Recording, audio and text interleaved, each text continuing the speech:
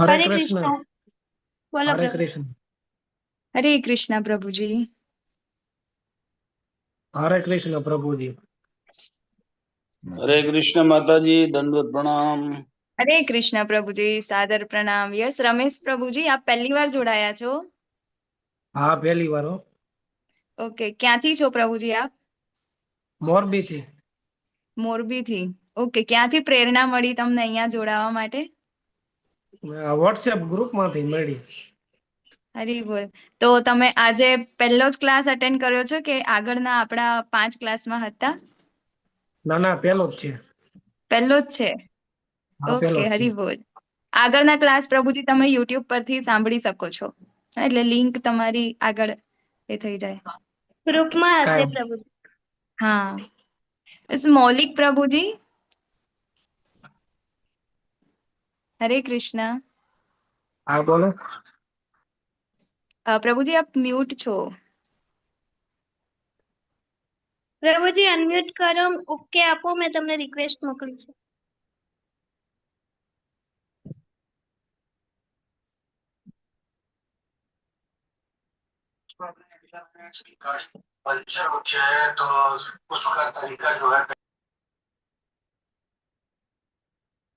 થાય છે પ્રભુજી અનમ્યુટ? ये ओके आपे तो थाय। या ઓ હરે કૃષ્ણ પ્રભુજી, આવ્યો हरे અવાજ તમારો। कृष्ण। अब आवे। હરે કૃષ્ણ પ્રભુજી। હા हरे પ્રભુજી। कृष्ण। હા, તમે પ્રથમ વાર જોડાયા છો પ્રભુજી? या सेकंड टाइम जोड़ाયેલો છું। સેકન્ડ। सेकंड टाइम છું। या ઓકે, ક્યાંથી છો પ્રભુજી આપ? હું યુએસએ થી છું। ઓકે, ફર્સ્ટ બેચ તમે 8 PM ની જ કરી હતી? या फर्स्ट मैच मिस करे थे અમુક કારણ બિઝનેસ ના કારણે હું જોડાઈ નતો શક્યો, પણ આજે ટાઈમ મળેલો। હરી બોલ। હરી જો બોલ। જો પ્રભુજી તો આપને પણ ખૂબ આનંદ આવશે। હશે। હા, હરે કૃષ્ણ। હરે ચાલો તો આજે કૃષ્ણ। આપણો હરે કૃષ્ણ પ્રભુજી, જોડાવા માટે ખૂબ ખૂબ ધન્યવાદ। हरे कृष्ण माताजी, दंडवत प्रणाम।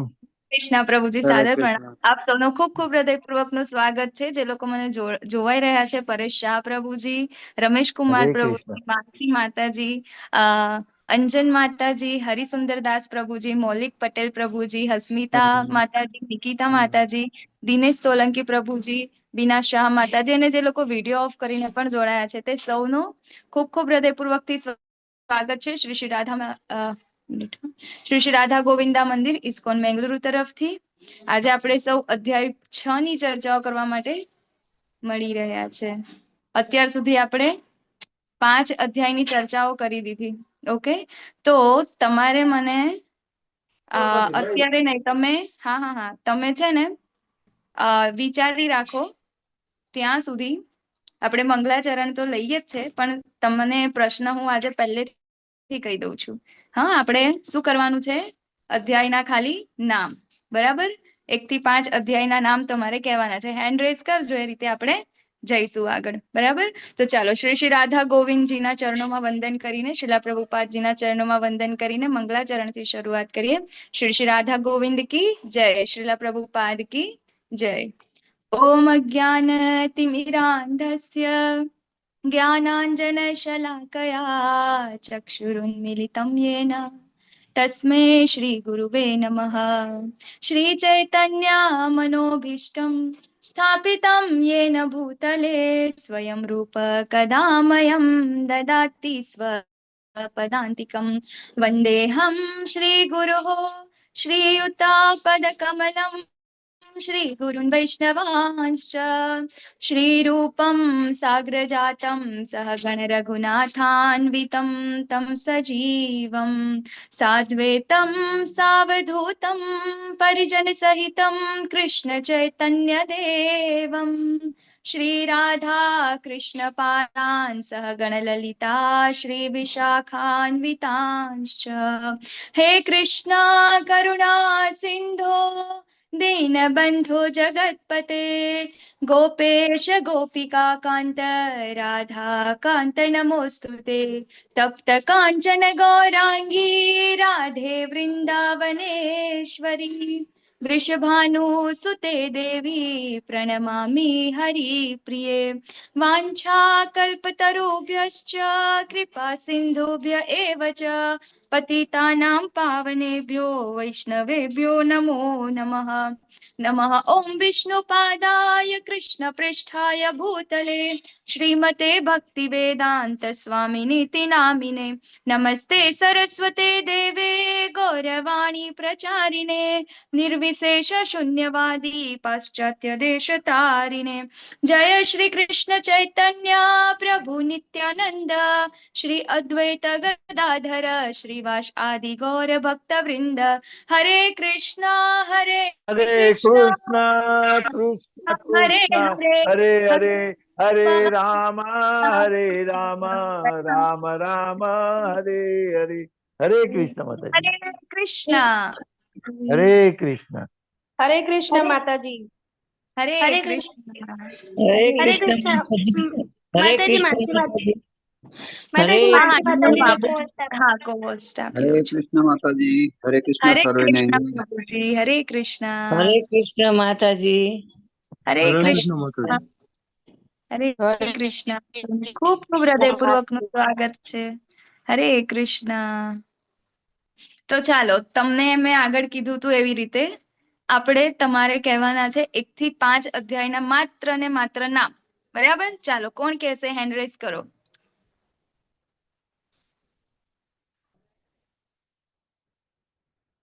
ઓકે અંજન માતાજી કહેવા માંગે છે માતાજી અમને અનમ્યુટ કરજો माताजी ओके आप अर्जुन विषाद योग सांख्य योग हाँ कर्म योग हाँ कर्म अरे ज्ञान कर्म संन्यास योग અને કર્મ સંન્યાસ ઓકે ચાલો બીજા કોઈ ચાલો બીજા કોઈ કોને કેવું છે હેન્ડ રેઝ કરજો ઓકે એક ચેટ બોક્સમાં પણ આવ્યું છે ને ઓકે વિનાતી માતાજીનું છે વિનતી કે વિનાતી આઈ ડોન્ટ નો અર્જુન વિષાદ યોગ સાંખ્ય યોગ કર્મ યોગ જ્ઞાન કર્મ યોગ કર્મ સંન્યાસ યોગ અને આજે છે અષ્ટાંગ અચ્છા હા આત્મસંયમ ઓકે ઓકે ચાલો બીજા યસ નવા પાર્ટિસિપન્ટ માંથી પરેશ શાહ પ્રભુજી પણ બોલે છે માનસી માતાજી પણ બોલે છે એમને તો આવડે જ છે બીજા નવા પાર્ટિસિપન્ટ માંથી ચલો બે આવડે છે બે પહેલા બે અધ્યાયના નામ જો અત્યારે તો માતાજી લોકોએ કહી પણ દીધું હા એનીવન યસ સોનલ માતાજી હરે કૃષ્ણ हरे कृष्ण। હા માતાજી બોલો अर्जुन विषाद योग सांख्य कर्म योग ज्ञान कर्म योग અને કર્મ સંન્યાસ યોગ ને આત્મ સંયોગ। ઓકે ચાલો બીજું કોઈ બોલો પરેશ પ્રભુજી આપ બોલો हरे कृष्ण माताजी हरे कृष्णा प्रभु कुरुक्षेत्रनी युद्ध भूमि पर सैन्य निरीक्षण गीतानो सार कर्मयोग दिव्य ज्ञान कर्मयोग कृष्ण भावनामृत कर्म અને ધ્યાન યોગ હરી બોલ આજના માટે યસ માનસી માતાજી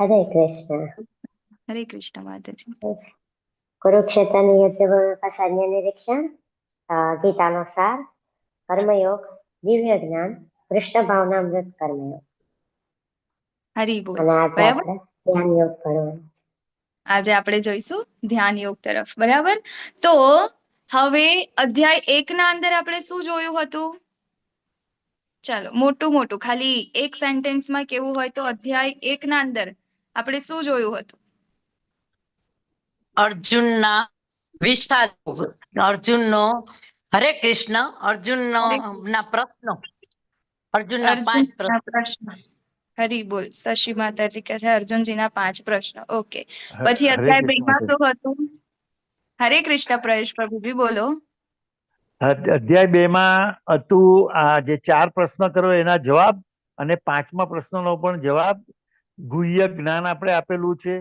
આપણે શરીર નથી પણ આત્મા છીએ.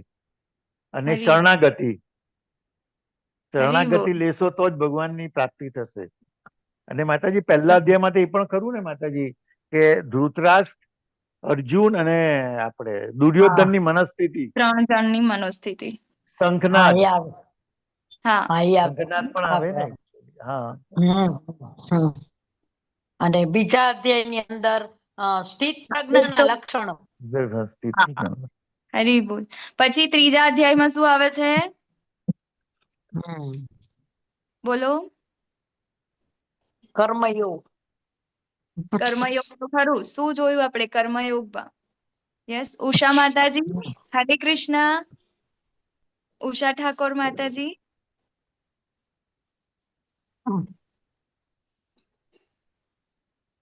એમને આઈ થિંક ફાવતું નહીં હોય અનમ્યુટ કરતા. ઓકે, ચાલો કોણ બોલશે? ત્રીજા અધ્યાયમાં આપણે શું જોયું કર્મયોગમાં? કર્મયોગ એટલે શું? કર્મયોગ એટલે શું? એમ કે કર્મ યોગ છે, યુજ શબ્દ પરથી પડ્યો છે. યોગ એટલે જોડાણ, જોડાવું. તો કર્મયોગ એ કૃષ્ણ ભગવાન ને સેન્ટરમાં રાખીને કર્મ શરીર કરે તે કર્મયોગ કહેવાય. બરાબર. પછી ચોથા અધ્યાયમાં આપણે શું જોયું? બોલો ચાલો. યસ, દેવ્યાની માતાજી.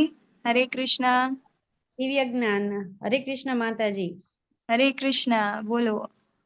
દિવ્ય જ્ઞાન આપણે જોયું કે કૃષ્ણ ભગવાન શ્રી અર્જુનજીને સમજાવે છે કે જે એના મનોસ્થિતિ છે, 5 પ્રશ્નો એમના જે હતા એના ઉત્તરમાં ભગવાન સમજાવે છે એમને કે એમને કર્મ કરવું જોઈએ ભગવાનને ધ્યાનમાં રાખીને, અને એને દિવ્ય જ્ઞાન એના માટે આપે છે. બધા પ્રશ્નોના ભગવાન 5 પ્રશ્નના જવાબમાં ભગવાન સમજાવે છે કે એમને એક ક્ષત્રિય ધર્મના અનુસરીને એમને યુદ્ધ કરવું જોઈએ, એના માટેના બધા સમજૂતી આપે છે. દિવ્ય જ્ઞાન એટલે આપણે કહીએ તો ભગવાન વિશેનું જ્ઞાન. હરે કૃષ્ણ માતાજી, થેન્ક યુ. યસ, દિનેશ પ્રભુજી. હરે કૃષ્ણ.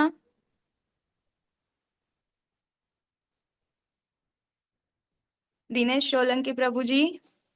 હરે કૃષ્ણ. બોલો પ્રભુજી. 5મા અધ્યાયમાં આપણે ગઈકાલે શું જોયું?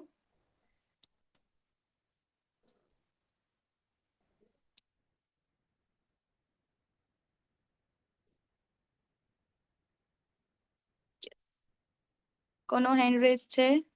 માનસી માતાજીનો. બોલો માતાજી. હરે કૃષ્ણ માતાજી. યસ, આપણે ચોથા દિવ્ય જ્ઞાનની અંદર ગીતાનો ઇતિહાસ પણ ભણ્યા. સૌ પ્રથમવાર ભગવાને વિશ્વામિત્ર મહારાજને ગીતાનું જ્ઞાન આપ્યું. ગઈકાલે 5મા અધ્યાયમાં. ઓકે, ચાલો હવે આપણે આજે સ્ટાર્ટ કરીએ ધ્યાન યોગ. બરાબર. એના પહેલા ગઈકાલે આપણે જોયું કે કૃષ્ણ ભાવના યુક્ત કર્મ. બરાબર. તો અત્યાર સુધી આપણને એટલી ખબર પડી ને કે બીજા અધ્યાયથી ભગવાન કહે છે અર્જુનજીને કે કર્મ કર, કર્મ કર, કર્મ કર. બરાબર. પછી ફરીથી અર્જુનજીને કન્ફ્યુઝ થાય છે. કેમ? કારણ કે બીજા અધ્યાયમાં ભગવાને કીધું કે મારી ભક્તિ પણ એટલી જ ઇમ્પોર્ટન્ટ છે, એટલે ધ્યાન યોગ પણ એટલો જ ઇમ્પોર્ટન્ટ છે. બરાબર. તો એમને કન્ફ્યુઝન થયું કે હું સંન્યાસી બનું કે પછી હું કર્મ કરું. બરાબર. એટલા માટે ભગવાને શું આપ્યું? કર્મયોગ આપ્યો, અને એના પછી જ્ઞાન યોગ આપ્યો. બરાબર. અને એના પછી 5મું એટલે કે આપણું જે ત્રીજો અધ્યાય છે એનું લેટેસ્ટ વર્ઝન એટલે કે કૃષ્ણ ભાવના યુક્ત કર્મ, કે જેના અંદર સાચા સંન્યાસીની ડેફિનેશન પણ આપી છે. કોને સાચો સંન્યાસી કહીશું, કોને સાચો યોગી કહીશું? કે જે પોતાના કર્મ ફળનો ત્યાગ કરે છે, એનાથી આસક્ત થતો નથી અને ભગવાનને અર્પણ કરે છે. એટલે દરેક એના જેટલા પણ કર્મ છે એ બધા જ કર્મના અંદર કોને? ભગવાનને સેન્ટરમાં રાખે છે. એટલા માટે એ શું થઈ જાય છે? એને એ કર્મ બંધન લાગતું નથી. એટલા માટે ભાવના યુક્ત કર્મ યોગ. બરાબર. હવે આજે આપણે આગળ જોઈશું. હરે કૃષ્ણ. પ્લીઝ અનમ્યુટ રાખજો. ઓકે. તો આજે આપણે જોઈશું ધ્યાન યોગ, બરાબર. તો આપણને હોય ને કે ચાલો આ તો કર્મ કરીને તો ભગવાનને પ્રાપ્ત કરી શકાય છે, બરાબર છે. પણ જે લોકો ધ્યાન યોગ કરે છે, મતલબ કે ચાલો ઘર બાર છોડો, હરિદ્વાર, બરાબર ને, તો ચાલો એ તો એના અંદર જાય છે. લોકો હિમાલયમાં જઈને અત્યારે આપણું શું કહેવાય ચાલુ રહ્યું છે ને પ્રયાગરાજના અંદર મહાકુંભ, બરાબર. તો એના અંદર પણ કેટલા બધા યોગીઓ આવે છે, કેટલા બધા અખાડાવાળા આવે છે. તો શું એ લોકોને ભગવત પ્રાપ્તિ થાય છે કે નથી થતી? આપણને ક્વેશ્ચન થાય ને, બરાબર, કે ચલો આ રીતે તો ભગવત પ્રાપ્તિ આપણે આવી રીતે તો કરવાના જ છે, પણ શું આવી રીતે ભગવત પ્રાપ્તિ થાય છે ખરી? અને આગળના જમાનાના અંદર આપણે તો જોઈએ છે હિસ્ટ્રીના અંદર કે એના અંદર ઘણા બધા લોકોએ આવી રીતે ધ્યાન કરીને પણ ભગવાનની પ્રાપ્તિ તો કરી હતી. તો અત્યારે એ કેમ નહીં? તો એના માટે આજે આપણે આગળ જોઈશું. એ છે ધ્યાન યોગ, બરાબર. એમ કહેવાય તો અષ્ટાંગ યોગ છે આના અંદર. તો એને આપણે ટોટલ 5 વિભાગમાં વિભાજિત કરીશું. અષ્ટાંગ યોગમાં આગળ વધવું, પછી અષ્ટાંગ યોગના તબક્કા કયા છે, મનને કાબુમાં રાખવાની આવશ્યકતા, ખૂબ ઇમ્પોર્ટન્ટ. પેલા દિવસે નિકિતા માતાજીએ પ્રશ્ન કર્યો હતો કે મારું મન કાબુમાં રહેતું નથી, બહુ બધા થોટ આવ્યા કરે છે, બરાબર. એનો આજે ચોક્કસ આન્સર તમને આ અધ્યાયમાં મળી જશે.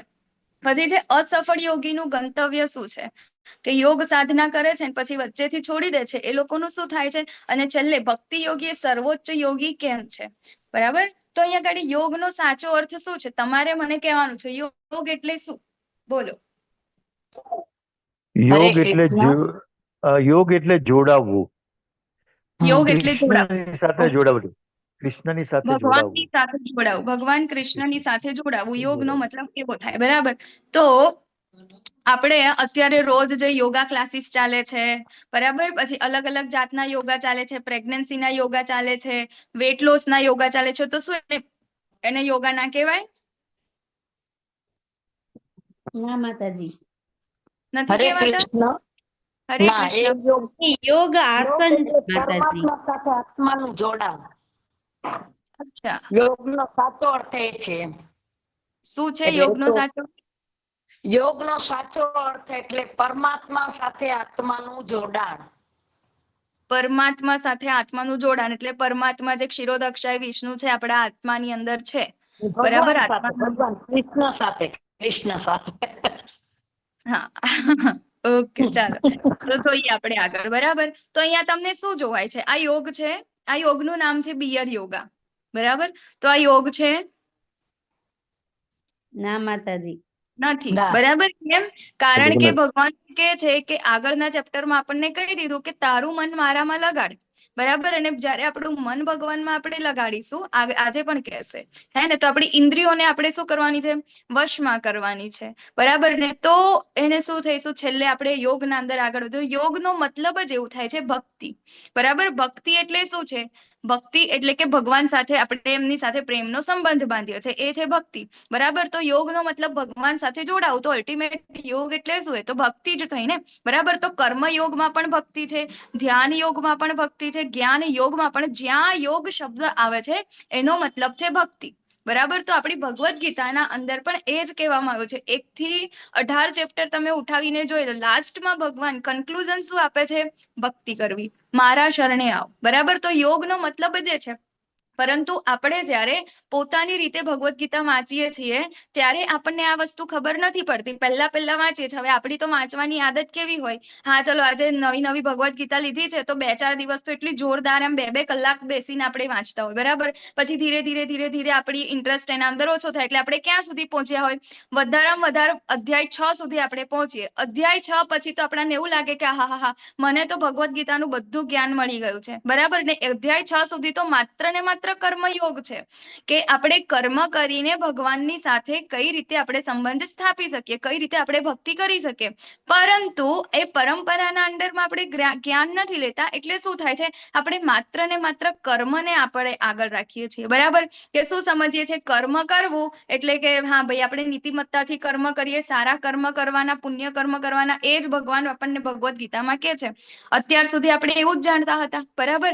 પરંતુ અહીંયા આગળ આચાર્યો આપણને કહે છે કે યોગ એટલે કે ભગવાન સાથેનું જોડાણ. અને જોઈએ છે આપણે જેટલા પણ ચેપ્ટર છે બધા ચેપ્ટરના નામના અંદર છેલ્લે યોગ છે. શા માટે હું તમને બોલાવડાવું છું નામ? કારણ કે બધા ચેપ્ટરના અંદર છેલ્લે યોગ છે. યોગનો મતલબ છે ભક્તિ, ભગવાન સાથે જોડાવું. તો કઈ રીતે આપણે ભગવાન સાથે જોડાઈ જઈએ? તો પહેલા 6 અધ્યાય આજે 6 અધ્યાય જે છે એ કર્મ દ્વારા આપણે ભગવાન સાથે કેવી રીતે જોડાઈ શકીએ છીએ એના વિશે વાત કરી છે. હવે પછીના જે 6 અધ્યાય છે એના અંદર ટોટલ ભક્તિ યોગ છે કે આપણે કઈ રીતે ભક્તિમાં આગળ વધવાનું છે, ભગવાન સાથેના સંબંધ આપણે વધારે ગાઢ કેવી રીતે બનાવી શકાય, કઈ રીતે આપણે આપણા મનને ભગવાનમાં લગાડવાનું છે. અને એના પછીના જે 6 અધ્યાય જે છે એ છે જ્ઞાન. બરાબર. તો અત્યારે આપણે જ્યારે જોઈએ તો એ કર્મયોગના અંદર તો આજે યોગા, બરાબર, ને અષ્ટાંગ યોગના અંદર આજના લોકો ઘણા બધા યોગા એટલે શું કે હા ભાઈ મારે હેલ્ધી રહેવું છે, ફિટ દેખાવું છે, બરાબર, ને ફ્લેક્સિબલ રહેવું છે, એટલા માટે યોગા કરે છે. તો આ બિયર યોગા કે યોગા કરવા જાય છે પરંતુ હાથમાં બિયર, મતલબ કે પોતાની ઈચ્છાઓ જે છે એ તો એવી ને એવી જ છે. તો આના અંદર મન તો ક્યાંય નિયંત્રણમાં નથી આવ્યું. પછી આ છે ગોટ યોગા, આમાં આપણને એ નથી ખબર પડતી કે બકરી યોગા કરે છે કે પેલા બેન યોગા કરે છે, બરાબર. પછી આ છે chair yoga, office yoga, pregnancy માટેના યોગા, બિલાડીઓ માટેના યોગા, બરાબર, ને ઘણા બધા પ્રકારના યોગા છે, હે ને. તો એ યોગાના અંદર શું આના અંદર લોકો ભગવાન સાથે જોડાય છે? નથી જોડાતા. કેટલા બધા લોકો અત્યારે યોગા ક્લાસીસ મતલબ યોગા ક્લાસીસ ચાલુ રાખે છે, બધું કરે છે, પરંતુ ઘરે આવીને શું કરે છે? જે હતું એ, બરાબર, એમનું રૂટીન એવું ને એવું જ રહે છે, ટેન્શનમાંથી એ લોકો મુક્ત નથી થતા. હા, એક ફાયદો જરૂર થાય છે, શું? એમનું શરીર જે છે ફ્લેક્સિબલ બને છે, અને પેલું શરીર ફ્લેક્સિબલ બને એટલે બધા શું થાય છે કે જે ટોક્સિન્સ હોય ને આપણા શરીરમાં એ ટોક્સિન દૂર થાય, એટલે આપણને થોડુંક પોઝિટિવ ફીલ થાય. બસ એટલા સુધી જ છે, એનાથી આગળ કશું જતું નથી. અને ખાલી આટલી જ વસ્તુના ઉપર અત્યારે યોગા ઇન્ડસ્ટ્રીમાં પૂર આવી ગયો છે, બરાબર. અને જેમાં પણ જ્યારથી કોવિડ ગયું છે ત્યારથી તો લોકો બહુ જ યોગા હે ને. તો આપણે જોઈએ આવી રીતે અલગ અલગ પ્રકારના યોગા છે. તો અહીંયા ગાડી અષ્ટાંગ યોગ, બરાબર, યોગ ભગવાને અત્યારે આપણને કહે છે ને બધા કે યોગા યોગા યોગા, પણ એકચ્યુઅલમાં યોગા તો ભગવાને ભગવદ્ ગીતાના અંદર બહુ પહેલાથી આપ્યા છે. આપણા ભારતના લોકો પાસે તો પહેલેથી યોગ છે જ, પરંતુ આપણે એને ક્યારે એક્સેપ્ટ કર્યું કે જ્યારે એનું નામ થયું યોગા, બરાબર, ફોરેન કન્ટ્રીમાં ગયું, ફોરેનરો એને એક્સેપ્ટ કર્યું, એમને કીધું, સર્ચ કર્યું કે હા ભાઈ આવું છે, યોગા કરવાથી આવું આવું થાય છે, બરાબર. ખાલી શારીરિક, ખાલી ભૌતિક ફાયદાઓ થાય છે, તો જઈને આપણે એને માન્યું કે ના ભાઈ યોગા કરવા જોઈએ. એટલા માટે અત્યારે આપણા ત્યાં ઘણા બધા યોગા સેન્ટર ખોલીને બેઠા છે. યોગા મેટ બધાના ઘરે હશે, અને કોઈ યોગા મતલબ પેલા શું કહેવાય યોગા દિવસ આવે છે ને એ દિવસે એક દિવસ યોગા કરશે ને ઓહો, આપણે જોઈએ કે સોશિયલ મીડિયા ઉપર તો પૂર આવી જાય, એવું લાગે છે કે બધા જ લોકો કેટલા યોગા કરે છે, કેટલા મતલબ હેલ્ધી થઈ ગયા છે, બરાબર ને. તો આ વસ્તુ છે. તો અષ્ટાંગ યોગ શું છે? એકચ્યુઅલમાં યોગ શું છે, બરાબર, એ આપણે જોઈએ. એની પદ્ધતિ શું છે? તો અહીં પૂર્ણ પુરુષોત્તમ પરમેશ્વર બોલ્યા, જે મનુષ્ય પોતાના કર્મના ફળ પ્રતિ અનાસક્ત છે અને જે પોતાના કર્તવ્ય અનુસાર કર્મ કરે છે તે સંન્યાસી છે, તથા તે જ સાચો યોગી પણ છે, અને નહીં કે જે અગ્નિ પ્રગટાવતો નથી અને કર્તવ્ય કર્મ કરતો નથી. હવે અહીંયા ગાડી અષ્ટાંગ યોગ ચાલુ કરતા પહેલા ભગવાને અહીંયા ગાડી એક કન્ક્લુઝન આપી દીધું. શું? એવું કીધું કે જે પોતાના કર્મ ફળ પ્રતિ અનાસક્ત રહે છે, બરાબર, કે હું જે કર્મ કરું છું એના ફળ શું છે એના તરફ મારે કોઈ આસક્તિ નથી. એ કર્મના ફળ કોને અર્પણ કર્યા છે? ભગવાનને, બરાબર. અને કર્તવ્ય કર્મ અનુસાર એ પોતાનું કર્તવ્ય મતલબ એના કર્મ કરે છે, બરાબર, કે ક્ષત્રિયનું શું કર્તવ્ય છે, બ્રાહ્મણનું શું કર્તવ્ય છે, એ પ્રમાણેનું જે તે નિયત કર્તવ્ય કર્મ કરે છે, પરંતુ એના જે રિઝલ્ટ જે છે એના ઉપર એને કોઈ જ આસક્તિ નથી. એ માત્ર પોતાનું કામ છે એમ કરીને કરે છે. તો એ અહીંયા ગાડી કોણ છે? સાચો સંન્યાસી છે. ભગવાને પહેલા જ કહી દીધું, બરાબર. અષ્ટાંગ યોગ તો હજી ચાલુ પણ નથી થયો. ઓકે. તો આપણે એવું નથી કે ભાઈ ભક્તિ કરવી છે તો ચાલો બધું છોડી, સંસાર વંસાર છોડીને આપણે જતા રહીએ, બરાબર, ઘર બાર છોડો, ચલો હરિદ્વાર, હિમાલયમાં જઈને ઓમ ઓમ કરીને આપણે કરીએ. એ રીતે આપણી કોઈ ભક્તિ થવાની નથી, આપણને ક્યારેય ભગવાન પ્રાપ્ત થવાના નથી, બરાબર. તો મનુષ્યએ પોતાના મનની સહાયતાથી પોતાનો ઉદ્ધાર કરવો જોઈએ અને પોતાનું પતન થવા દેવું ન જોઈએ. આ મન બદ્ધ જીવનું મિત્ર પણ છે અને શત્રુ પણ છે. મન માટે ખૂબ ઇમ્પોર્ટન્ટ વસ્તુ, બરાબર, કે મનની સહાયતાથી આપણે પોતાનો ઉદ્ધાર કરવો જોઈએ. આપણને ખબર છે કે આપણે શરીર નથી, આપણે આત્મા છે, ને આપણે પેલા દિવસે જોયું હતું કે આપણું જે આત્મા છે ને બેઠું છે, એને કોણ ચલાવી રહ્યું છે? એની બુદ્ધિ, એનું મન અને પેલી ઇન્દ્રિયો, બરાબર. તો આપણું મન જે જે છે અલ્ટિમેટલી આપણો શત્રુ પણ છે અને મિત્ર પણ છે. આવું આપણને ઘણી બધી વાર થતું હશે, થાય છે ને કે ડોક્ટરે આપણને, કોઈને ડાયાબિટીસ હશે બરાબર, ને ડોક્ટરે કીધું છે કે ભાઈ તમારે ગળ્યું ખાવાનું નથી, ત્યારે આપણી સામે આપણું ભાવતું ગુલાબજાંબુ આવી જાય અને એ વખતે આપણને એવું થાય કે ના ના ચલ ને થોડું લઈ લેવા દે ને, થોડું લઈ લેવા દે ને, બરાબર ને. તો આપણે શું કરીએ છીએ, આપણું શરીરનું ધ્યાન નથી રાખતા ને આપણે એને, તો આપણું મન જે છે બરાબર, એકચ્યુઅલમાં એને ખાવાની જરૂર નથી, પરંતુ એના મને એને કીધું કે ના ચલ ને આ લઈ લઈએ, બરાબર ને. પછી સવારમાં જયારે બ્રહ્મ મુહૂર્તમાં ઉઠવાનું હોય ને ત્યારે ચાલ ને, હજી મતલબ આપણે રાત્રે બહુ જ સોલિડ પ્લાનિંગ કરીને આપણે રાત્રે સૂતા હોય કે કાલે તો આટલા વાગે ઉઠવાનું છે, કાલે તો શું કહે યોગા કરવાના છે, કાલે દોડવા જવાનું છે, કાલે આમ કરવાનું છે, ભક્તિ કરવાની છે, માળા કરવાની છે, આ બધું જ કરવાનું છે, બરાબર. પરંતુ જેવા આપણે રાત્રે સૂઈએ છે અને સવારે જેવું એલાર્મ વાગે છે એવું એલાર્મ આપણે પહેલું બંધ કરીએ, પછી પાછું 10 મિનિટ પછી પાછું એલાર્મ વાગે એ બંધ કરીએ, પાછું 20 મિનિટ પછી વાગે એ બંધ કરીએ. એમ કરતા કરતા આપણે રેગ્યુલર સમયે જ્યારે ઉઠીએ છીએ ને એ જ સમયે આપણે ઉઠતા થઈએ છીએ, બરાબર. અને બહુ મોટિવેશન મળી પણ જાય રાત્રે, ચાલો તો 2-3 દિવસ તો સારું ચાલશે વહેલા ઉઠવાનું, પણ પછીથી શું થઈ જશે, થોડા દિવસ પછી ફરીથી જે આપણું રૂટીન હતું ને એ ચાલુ થઈ જશે. તો અહીંયા આગળ રોલ કોનો છે, આપણા મનનો છે. એ આપણને આપણું ધાર્યું કામ કરવા દેતો નથી. કેમ નથી કરવા દેતો? કારણ કે આપણે આપણા મનને જે છે એને નિયંત્રણમાં નથી રાખ્યો, બરાબર. એ દુશ્મન છે આપણું, આપણે એને પ્રોપર ગાઈડન્સ જ નથી આપ્યું કે ભાઈ તારે કરવાનું શું છે. ઓકે, તો જોઈએ આપણે આગળ. તો યોગ અને ભોગ વચ્ચેનો તફાવત. તો અત્યારે આપણને થાય ને કે અત્યારે આ બધા લોકો જે યોગા કરે છે બરાબર ને, તો એ યોગા એકચ્યુઅલમાં ભોગ છે કે યોગ છે? યોગનો મતલબ તો એવો થાય ને કે ભગવાન સાથે જોડાવું.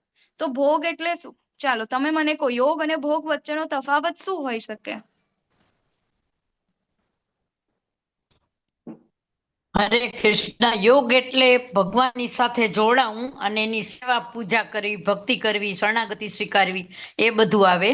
અને ભોગ એટલે સંસારના જે સુખો છે, કહેવાતા સુખો છે, એ ભોગવવા.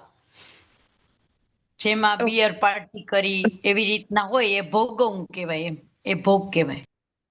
હરે કૃષ્ણ, થેન્ક યુ માતાજી. બરાબર. તો યોગ અને ભોગ, યોગનો મતલબ છે કે આપણે ભગવાન સાથે જોડાવું, બરાબર. શરીરથી, મનથી, ઇન્દ્રિયોથી, એવી જ રીતે આપણે ભગવાન સાથે જોડાવું. અને ભોગ શું છે કે આ જ યોગનો મતલબ કે આસન ને એ બધું, બરાબર. અત્યારે આપણે જોયા ને આગળના બિયર યોગા જોયા, હે ને, કે અત્યારે વેટ લોસ ના યોગા જોઈએ, સુંદર થવાના યોગા, હે ને, પછી એજ વધારે ના થાય એના માટે, યંગ રહેવા માટેના યોગા. તો એ બધું શું છે, એનો આપણે અલ્ટિમેટ ગોલ આપણો શું છે? વેટ લોસ માટે યોગા કરીએ તો ગોલ શું છે આપણો? કે આપણે વેટ લોસ કરવું છે, બરાબર. એટલા માટે આપણે યોગા કરીએ છીએ. પછી બીજું ફ્લેક્સિબલ રહેવું છે, એટલા માટે યોગા કરીએ છીએ, હે ને, કે મારે સારું એવું શરીર બનાવવું છે, એટ્રેક્ટિવ શરીર બનાવવું છે, એના માટે યોગા કરીએ છીએ, બરાબર ને. તો આ બધું શું છે? ભોગ છે. શું છે? તો આ ભૌતિક પ્રકૃતિ, જે ભૌતિક શરીર આપણને મળ્યું છે, મટીરિયલિસ્ટિક જે સુખ છે, એ ભોગવવાની ઈચ્છા છે, એના કારણે એને લઈને આપણે આ વસ્તુ જે કરીએ છીએ એ છે ભોગ. માટે યોગ અને ભોગ. તો અત્યારે આપણે જે યોગા ક્લાસીસ ના અંદર ને બધું કરી રહ્યા છે, શું છે? ભોગ છે, બરાબર ને, યોગ નથી. તો એનો મતલબ એવો કે આપણે યોગા ના કરવા જોઈએ? બોલો. યોગા કરવા જોઈએ માતાજી, કરવા જોઈએ.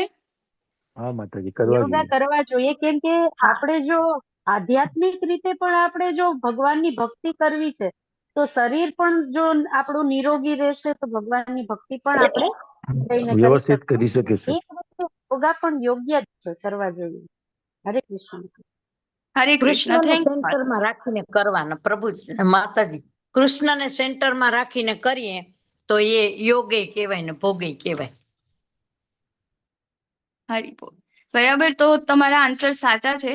આપણે આમાંથી કેટલા લોકો યોગ કરે છે અત્યારે રૂટીનમાં? ચલો રૂટીનમાં ના કરતા હોય, અઠવાડિયામાં એકવાર કરતા હોય એવા કેટલા?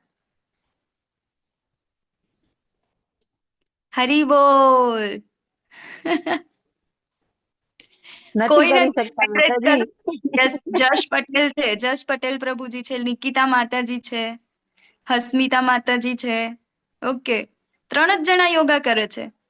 અને ચાલો હું હેન્ડ રેઝ કરી દઉં, એક હું કરું છું. ઓકે, ચાલો તો આપણે આટલી બેચમાંથી આપણે 4 જ જણા કરીએ છીએ, એટલે આપણે ભોગ માટે કરીએ છીએ. ચેટ બોક્સમાં મેસેજ આયા છે માતાજી. ચેટ બોક્સમાં આયા છે. તારા ઓકે, માટે. ચલો હા યસ હર્ષલ પટેલ પ્રભુજી, હસ્મિતા માતાજી, મેઘા માતાજી. ઓકે તો મતલબ ગણ્યા ગાંઠિયા 5-6 જણા ને હે ને એનાથી વધારે યસ પરેશ શાહ પ્રભુજી કરે છે, બીના માતાજી કરે છે. હરી બોલ બરાબર. તો આપણે યોગા કરવા જોઈએ. કેમ કરવા જોઈએ? કારણ કે અત્યારે આપણું મેડિકલ સાયન્સ પણ કહે છે ને અત્યારે આ જો યોગા એક એવી પદ્ધતિ છે ભગવાને કીધી છે તો એ વેસ્ટ તો જવાની નથી ને બરાબર. તો એ શું થાય છે કે આપણને ભૌતિક લાભ તો આપે જ છે ને આપણે આપણા શરીરનો શા માટે યુઝ કરવાનું છે? શરીરનો ઉપયોગ ભગવાનની ભક્તિ માટે કરવાનો છે. તો આપણે આપણા શરીરને શું રાખવાનું છે? સ્વસ્થ રાખવાનું છે, નિરોગી રાખવાનું છે. તો એના માટે જે કંઈ પણ કરવું પડે એ આપણે કરવું જોઈએ. પરંતુ સેન્ટરમાં શું હોવા જોઈએ? જેવી રીતે શશી માતાજીએ કીધું કે ભગવાન હોવા જોઈએ. બરાબર. ભગવાન માટે આપણે આ કરવું જોઈએ. એવા માટે નહીં કે મારે સોશિયલ મીડિયા પર મારી પોસ્ટ મૂકવી છે કે મારે ફેમસ થવું છે, મારે ફ્લેક્સિબલ થવું છે, મારે એટ્રેક્ટિવ થવું છે, મારે યંગ રહેવું છે, મારે વેટ લોસ કરવા છે. એના માટે આપણે નથી કરવાના. આપણે શેના માટે કરવાના છે કે આ શરીરનો આપણે વધારામાં વધારે સારામાં સારી રીતે ઉપયોગ ભગવાનની ભક્તિમાં કરી શકીએ. ઓકે તો ચાલો આપણે જોઈએ યજ્ઞ અને ભોગનો તફાવત. તો અહીંયા ગાડી ભગવાન કહે છે કે જેને મન ઉપર વિજય મેળવ્યો છે ને તેને માટે મન એ સર્વશ્રેષ્ઠ મિત્ર છે, પણ જે આમ કરવામાં નિષ્ફળ નીવડ્યો છે ને તેને માટે મન એ સૌથી મોટો શત્રુ બની રહે છે. બરાબર. અહીંયા ગાડી બહુ ઇમ્પોર્ટન્ટ કહે છે કે મન ઉપર જ્યારે આપણે નિયંત્રણ ના કરીએ તો એ આપણો શત્રુ પણ છે અને જો એને આપણે નિયંત્રણમાં લાવી દઈએ તો એ આપણો મિત્ર પણ છે. બરાબર. રોજ આપણે એવું કહીએ કે ના મારે તો સવારમાં વહેલું ઉઠવાનું જ છે, કંઈ પણ થઈ જાય આપણે મનને મારીને આચાર્યો તો એવું પણ કહે છે કે આપણે સવારે જ્યારે ઉઠીએ ને તો આપણે પોતાના માથા ઉપર 10 ઝાડુ અને ચપ્પલ મારવા જોઈએ. કેમ? કારણ કે આપણા મનને આપણે મારવું જોઈએ કે ના તારું આ જ કામ છે. બરાબર. તું આના જ લાયક છે. હે ને એવી રીતે મારીને આપણે એને ભગવાનની ભક્તિમાં આગળ વધારવા જોઈએ. તો એવું આગળ ભગવાન કહે છે કે આ બધું કેવી રીતે થાય છે? અર્જુનજી હજી આપણને જે પ્રશ્ન છે ને કે આ બધું ખાલી કહેવું ઈઝી છે, કરવું બહુ ડિફિકલ્ટ છે, તો એ કેવી રીતે કરી શકાશે પ્રેક્ટિસ કરીને? એ પણ અત્યારે આપણને ભગવાન આગળ કહેશે. તો જેને મનને જીત્યું છે ને તેને માટે પરમાત્મા પ્રાપ્ત થયેલા જ છે, કારણ કે તેને શાંતિ પ્રાપ્ત કરેલી છે. આવા પુરુષ માટે સુખ દુઃખ, ઠંડી ગરમી અને માન અપમાન એક જ સમાન હોય છે. જોઈએ છે ને આપણે પ્રભુપાદ બરાબર કેટલા બધા આચાર્યો એમને પોતાના મનને કંટ્રોલમાં કર્યું. પાશ્ચાત્ય દેશોમાં જઈને પણ પોતાના જે સંસ્કાર છે ત્યાં જ રાખ્યા. બરાબર ને. બાકી આપણે જોઈએ ને પાશ્ચાત્ય દેશોના અંદર કેટલી ઠંડી હોય, ત્યાં આગળ કેટલું મતલબ કે કેટલું ઐશ્વર્ય છે ત્યાં આગળ. હે ને માયા દેવી તો આમ જાણે શું કહેવાય 16 કલાઓમાં ખીલેલા હોય ને એવા હોય ત્યાં. બરાબર. તો કોઈ પણ ઇવન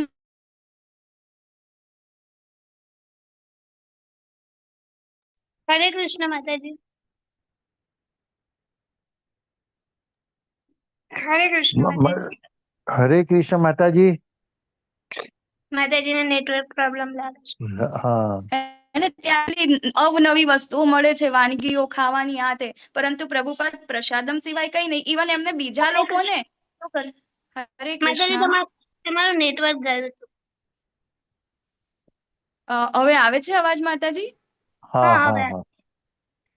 ઓકે. તો ક્યાં સુધી સંભળાયું હતું માતાજી? હરે કૃષ્ણ. માયાદેવી સુધી. ઓકે. તો આપણે પ્રભુપાદનું એક્ઝામ્પલ લેતા હતા. બરાબર. તો ત્યાં આગળ એ પાશ્ચાત્ય દેશોમાં જાય છે, પરંતુ માયાદેવી એમના ઉપર ક્યારેય પ્રકોપ એમનો કરતા નથી. કેમ? કારણ કે ભગવાન પ્રભુપાદનું જે મન જે છે એ સંયમિત હતું. બરાબર. બહાર આપણે જઈએ તો કેટલી બધી વસ્તુઓ છે, આઈટમો છે ખાવાની. લોકો સ્પેશિયલી ભારતના લોકો જ્યારે ફોરેનમાં જાય છે ને તો સૌથી પહેલું એ લોકો શું કરે છે? ફરવા જાય અને બીજું ત્યાંનું ફૂડ ટેસ્ટ કરે. બરાબર. તો ત્યાંનું અલગ કઈ પ્રકારની વેરાયટીઓ છે, આ છે તે છે, બધું સોશિયલ મીડિયા ઉપર મૂકતા હોય એવું બધું કરે. પરંતુ પ્રભુપાદ એમને પ્રસાદ સિવાય બીજું કાંઈ જ ના લીધું. એ પણ પોતે જાતે બનાવેલો અને ત્યાંના બીજા લોકોને પણ પ્રસાદ ખાતા એમને કરી દીધા. બરાબર ને. તો આ જે સંયમિત જેનું મન છે ને એને ભગવાનને પ્રાપ્ત કરેલા જ છે. બરાબર. અને એવો જ જે વ્યક્તિ જે છે ઠંડી હોય, ગરમી હોય કે કંઈ પણ પ્રોબ્લેમ હોય કે કોઈ પણ પરિસ્થિતિમાં પણ એ કેવું હોય છે? શાંત હોય છે. માન અપમાન એના માટે બધું એક સમાન હોય છે. બરાબર. આપણને શું લાગે 70 વર્ષની ઉંમરે ત્યાં આગળ જવું અને 70 વર્ષની ઉંમરે આ બધું વસ્તુ કરવું કે જ્યાં લોકો કંઈ પણ જાણતા નથી ભગવાન વિશે, ભગવાન કૃષ્ણ કોણ છે, મહામંત્ર શું છે, કીર્તન શું છે, કોઈને કશું ખબર નથી, કોઈને પડેલી પણ નથી, અને એ લોકોને ભક્તિમાં આટલા એડવાન્સ લાવી દેવાય જેવી તેવી વાત છે. અત્યારે આપણે નીકળ્યો તો ભગવદ્ ગીતા ખાલી પ્રચાર કરવા માટે નીકળો, ભગવદ્ ગીતા બુક ડિસ્ટ્રીબ્યુશન માટે નીકળો. આપણે ખાલી જો એક દિવસની 5 ભગવદ્ ગીતા લઈને આવીશું ને ઘરે, તો આપણા અંદરનો જે અહમ છે ને એમ નેમ આવી જશે. એવું લાગશે કે ના ના ના ના આપણે હવે કાલથી તો નહીં જઈએ. એક ભગવદ્ ગીતા ખાલી આપીને જુઓ કોઈને, તો ખબર પડશે કે આપણા અંદર કેટલો અહમ છે. આપણે કોઈને કહી નથી શકતા કે તમે આ લઈ લો એમ, બરાબર. આપણા અંદર એટલો બધો અહમ ભરેલો છે, એટલો ઈગો છે આપણા અંદર. તો એ માન અપમાન એ બધામાં એક સમાન હોય છે કે જેને પોતાનું મનને સંયમિત કરેલું હોય છે. તો અષ્ટાંગ યોગ, બરાબર. અષ્ટાંગ યોગ એની સંધિ છૂટી પાડીએ તો ખબર પડે કે 8 અંગ, બરાબર. 8 અંગની સાથેનો સંબંધ કોની સાથે? ભગવાન સાથેનો, બરાબર. તો એના 8 અંગો કયા કયા છે? તો યમ, નિયમ, આસન, પ્રાણાયામ, પ્રત્યાહાર, ધરણ, ધ્યાન અને સમાધિ, બરાબર. તો યમ એટલે શું? બાહ્ય સ્થિતિ, બરાબર. કે એકાંતમાં જવું, નાવું ધોવું, વહેલા ઉઠી જવું, વહેલા સૂઈ જવું, આહાર જે છે એ પણ સંયમિત રીતે લેવો, એ બધું છે. નિયમ એટલે કે આંતરિક શિસ્ત, બરાબર. કે ભોજન કેવું લેવું છે, તમારે ઊંઘ કેવી લેવી છે, એ બધી વસ્તુ છે. આસન એટલે આપણને ખબર છે ને, યોગાસન. આપણે તો ડાયરેક્ટ અત્યારે આ ત્રીજા સ્ટેપમાં જ આવીએ છીએ ને. યોગા એટલે આપણે ડાયરેક્ટ ત્રીજું સ્ટેપ આસન, બરાબર. પરંતુ અહીંયાથી આપણને ખબર પડે છે કે ભાઈ યોગ કરવું હોય તો પહેલા સ્ટેપથી આગળ વધાય. જો પહેલા 2 સ્ટેપ આપણે બરાબર ના કર્યા તો ત્રીજું સ્ટેપનું તમને જે ખરેખર જે એનું એમ જે છે એ એમ આપણને મળશે નહીં, બરાબર. તો એ છે આસન. એના પછી છે પ્રાણાયામ, કે જેને આપણે આપણી નાસિકાઓની મદદથી આપણા જે પ્રાણવાયુ છે એને આપણે કંટ્રોલ કરવાનો ટ્રાય કરીએ છીએ. એના પછી પ્રત્યાહાર.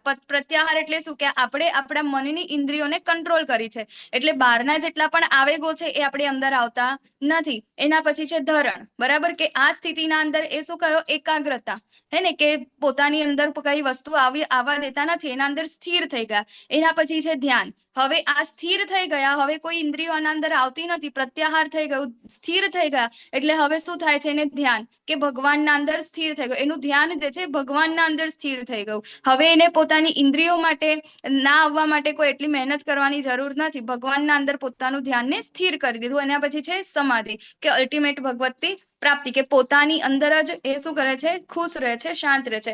તો હવે આપણે જોઈએ કે યમ એટલે શું, બરાબર. તો એકાંત સ્થળે જવું, એકલા રહેવું, હંમેશા મનને ધ્યાનપૂર્વક નિયંત્રિત કરવું જોઈએ. તો આપણા માટે શું અત્યારે પોસિબલ છે એકાંત સ્થળે જવાનું? આપણે અત્યારે યોગા કરવા માટે ક્યાં જઈએ છીએ? પાર્કમાં જઈએ, કે પછી ટેરેસ પર જઈએ, કે ઘરના અંદર હોય, કોઈ ના હોય, બરાબર. પણ શું એવું પોસિબલ છે? એકાંત સ્થળનો અહીંયા ગાડી મતલબ છે કે આજુબાજુ કશું જ ના હોવું જોઈએ? એવું તો હોતું નથી ને, બરાબર. એ પોસિબલ જ નથી. આપણે એકાંત સ્થળમાં રહી જ નથી શકતા. આપણને કોઈ ખાલી એવું કંઈક તમારે 10 દિવસ તમારા ઘરમાં રહેવાનું છે, એક જ રૂમના અંદર, બહાર નથી નીકળવાનું, તો એ આપણા માટે પોસિબલ નથી. મોબાઈલ વગર, હા, તમારી પાસે મોબાઈલ ના હોય, કશું જ ના હોય, એમ નેમ તમારે ખાલી ત્યાં રહેવાનું છે, તો શું એ રહી શકાશે? નોટ પોસિબલ, બરાબર. આપણે 2 દિવસ પણ નથી રહી શકતા. એના પછી છે નિયમ, બરાબર. તો ઊંઘવાના નિયમ, આહારના નિયમ, આ બધા જ વસ્તુના નિયમ છે. તો શું આપણે એ નિયમ ફોલો કરીએ છીએ?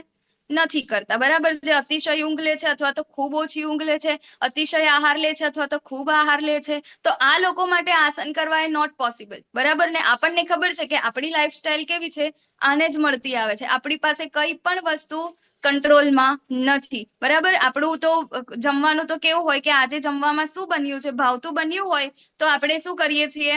4 રોટલીની જગ્યાએ 6 રોટલી, બરાબર. અને ન ભાવતું હોય એ દિવસે ઉપવાસ, હે ને. તો આપણે એવું કરીએ છીએ. તો આપણા માટે તો નોટ પોસિબલ, બરાબર. કે જે ખરેખર આના શું કહેવા માંગે છે, આપણે આગળ યોગ શું છે એના માટેના સ્ટેપ છે, 8 અંગો આપણે પ્રોપર એને આપણે મેન્ટેન કરવા જોઈએ. એના પછી આવે છે 3rd સ્ટેપ છે આસન, કે જે આપણે આપણા શરીરના જેટલા પણ અંગો છે એને ગમે તે જગ્યાએ વાળીએ છીએ, આમ કરીએ છીએ, તેમ કરીએ છીએ, એ છે આસન. આપણને ખબર છે કુશાઘાસ પર બેસવું ને આ તે ધ્યાન લગાવવું. તો અત્યારે આપણે શું કરીએ છીએ? કુશાઘાસની જગ્યાએ આપણી પાસે યોગા મેટ છે, બરાબર. તો એના અંદર પહેલાના 2 જો આપણી પાસે ફોલો ના થાય તો આપણે આસન સુધી આગળ વધવું જોઈએ નહીં.